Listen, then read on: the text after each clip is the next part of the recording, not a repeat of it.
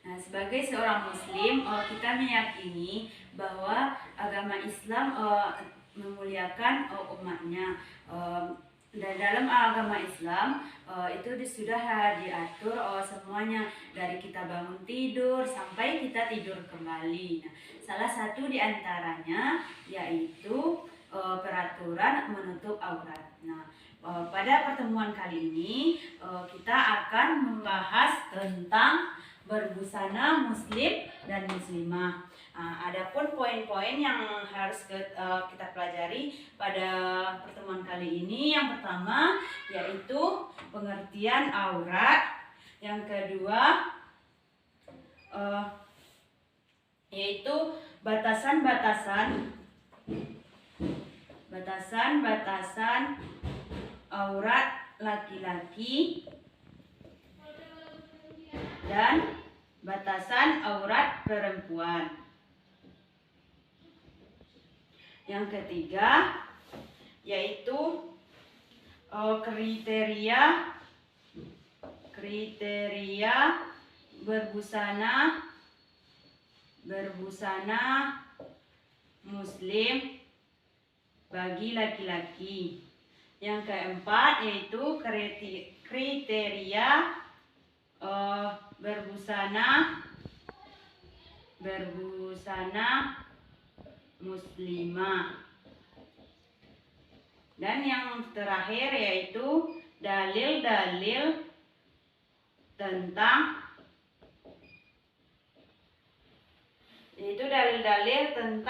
menutup aurat. Nah, yang pertama yaitu kita bahas poin pertama yaitu pengertian aurat. Nah, apakah anak-anak ibu tahu apa pengertian aurat itu? Aurat adalah bagian tubuh atau badan kita yang harus ditutup dan tidak boleh dilihatkan kepada orang lain, Bu. Ya, bagus. Nah, baik. Di sini aurat, Ibu akan menjelaskan pengertian aurat. Itu aurat menurut bahasa berarti aib, cacat, atau segala sesuatu yang dirasakan malu jika tampak. Nah, adapun menurut syariat, yaitu aurat adalah bagian tubuh yang wajib ditutup dan haram untuk melihatnya. Ini haram di sini jika yang bukan muhrim kita haram untuk melihatnya. Nah, Ibu ingin memberikan suatu perumpamaan. Nah, di sini Ibu ada satu permen. Nah, dia ketika permen ini tertutup, ia sangat rapi, tidak ada semut yang menghinggapinya. Nah, jika ia tertutup, apakah permen ini ternodai? Tidak, Bu. Oh iya. Nah, jika permen ini Ibu buka, Ibu taruhkan di lantai, apakah permen itu ternodai? Ternodai, Bu. Banyak semut yang datang, Bu. Ya, betul. Nah, begitulah perumpamaannya. Itulah perumpamaannya seorang perempuan, seorang muslim. Jika dia menutup auratnya sesuai dengan syariat Islam, nah dia tidak akan diganggu oleh siapapun. Nah, dan begitu pun juga sebaliknya. Jika seorang muslimah dia tidak menutup auratnya, maka dia akan diganggu. Nah, batasan aurat laki-laki yaitu dari pusat sampai lututnya. Nah, adapun batasan aurat perempuan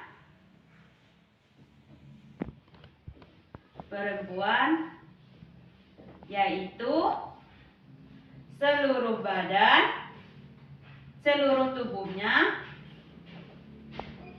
kecuali Tangan, muka dan telapak tangan. Nah, batasan aurat perempuan itu ke seluruh tubuhnya kecuali muka dan telapak tangannya.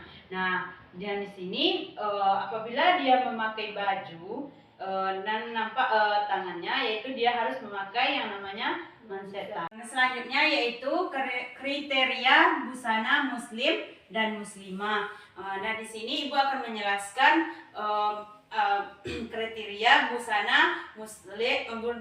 bagi laki-laki. Yang pertama yaitu tidak ketat,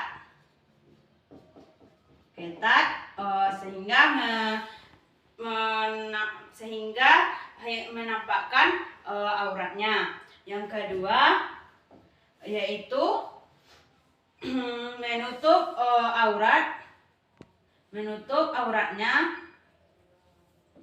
auratnya dari pusat hingga lututnya.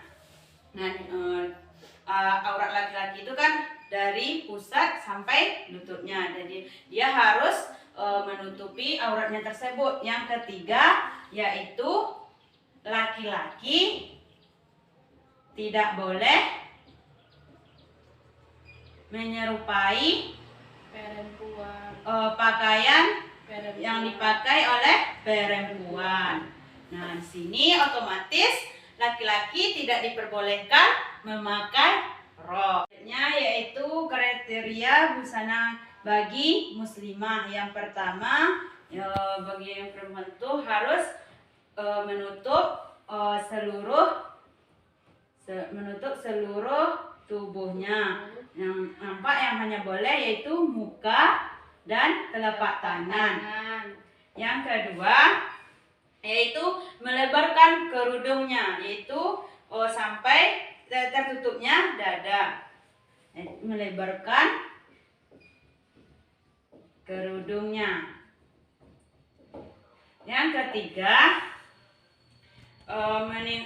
menutupi hingga pergelangan tangan, yaitu jika kita memakai baju itu harus menutupi pergelangan tangan, karena pergelangan tangan ini adalah aurat kita. Menutupi pergelangan tangan.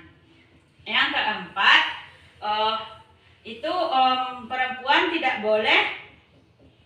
boleh memakai busana yang menyerupai laki-laki. Berarti di sini apabila perempuan ingin keluar rumahnya, dia tidak boleh memakai yang namanya celana jin atau yang membentuk tubuhnya. Yang kelima yaitu pakaian yang dipakainya tidak boleh tipis, transparan, dan harus longgar. Nah, setelah kita mempelajari kriteria busana muslim dan muslimah tadi, nah di sini ibu memiliki gambar, yaitu contoh busana bagi muslimah atau bagi perempuan. Nah, di sini ibu meminta kepada anak ibu coba berikan pendapat anak-anak ibu tentang mengenai gambar ini. Coba saudara anak ibu yang Raisa Amini, tolong berikan tanggapannya mengenai gambar yang 4 ini. Contoh gambar yang 4 ini. Gambar yang pertama tidak sesuai dengan syariat Islam karena jilbabnya tidak menjulurkan ke dada dan dia memakai celana jeans, bajunya juga ketat. Gambar yang kedua juga belum termasuk busana muslimah karena kerudungnya belum menjulur ke dada, dan model ataupun gaya pakaian dari gambar yang nomor 2 ini masih mengikuti tren dan tidak menutup badannya. Yang ketiga sudah mengikuti busana muslimah, namun pergelangan tangannya juga masih kelihatan dan kakinya juga masih kelihatan. Sedangkan yang gambar keempat sudah mengikuti berbusana muslimah karena sudah menutup kaki, tangan, dan jilbabnya sudah dijulurkan dan pakainya juga sudah longgar. Ya, terima kasih kepada Raisa Amini yang telah memberikan alasannya. Nah, yang dikatakan Amini tadi betul ya. Nah, di sini pada gambar 1 itu dia memakai celana jeans dan bajunya ketat. Dia tidak memakai kaos kaki dan jilbabnya transparan dan dililitkan ke lehernya. Ini sini tidak mencerminkan berbusana muslimah. Yang kita pelajari tadi, yang berbusana muslimah itu tidak boleh memakai celana yang ketat, memakai baju yang ketat, memakai jilbab yang transparan dan tidak harus memakai kaos kaki. Dan di sini tidak terdapat kriteria busana muslim yang baik. Nah, pada gambar yang kedua, ini juga tidak mencerminkan pakaian muslimah yang baik. Kenapa? Karena di sini kita sama-sama kita lihat, di sini dia masih memakai jilbab yang dililitkan ke leher dan dia tidak mengulurkan jilbabnya sampai ke dadanya. Nah, dan pakaiannya pun ini membentuk lekukan tubuhnya. Nah, pada gambar yang ketiga ini dia sebenarnya busananya sudah bagus, akan tetapi di sini pergelangan tangannya masih nampak dan dia tidak memakai kaos kaki. Tadi Ibu sudah jelaskan bahwa kriteria busana yang muslimah yang baik itu harus memakai kaos kaki. Nah, di sini gambar yang keempat yaitu inilah berbusana muslimah yang baik. Nah, di sini sudah mencakup semuanya. Nah, di sini dia sudah memakai jilbab yang panjang yang mengulurkan sampai ke dadanya, sudah memakai kaos kaki, sudah memakai baju yang longgar. Nah, inilah gambaran 4 ini adalah yang sering fenomena yang kita lihat di luar, yaitu masih banyak yang memakai pakaian yang tidak sesuai dengan syariat Islam. Alhamdulillah, tetapi masih ada masih banyak kita jumpai yang memakai berbusana yang sesuai dengan syariat Islam. Adapun poin yang terakhir yaitu dalil-dalil tentang menutup aurat. Nah, di sini dalil-dalil dalam Al-Qur'an yang terdapat pada Quran surat Al-Ahzab ayat 59. Nah, dan Quran surat An-Nur ayat 31. Nah, coba anak-anak Ibu membacakan Quran surat Al-Ahzab ayat 59. Kepada Raisa Amini dipersilahkan. Baik, Bu. Syaitonirrajim. Bismillahirrahmanirrahim. Ya ayyuhan nabiyyu qul li azwajika wa banatika wa nisa'il mu'minina yudnina 'alaihinna min jalabibihinna dzalika adna ay yu'rafna fala yu'zain wa kana Allahu ghafurur rahim.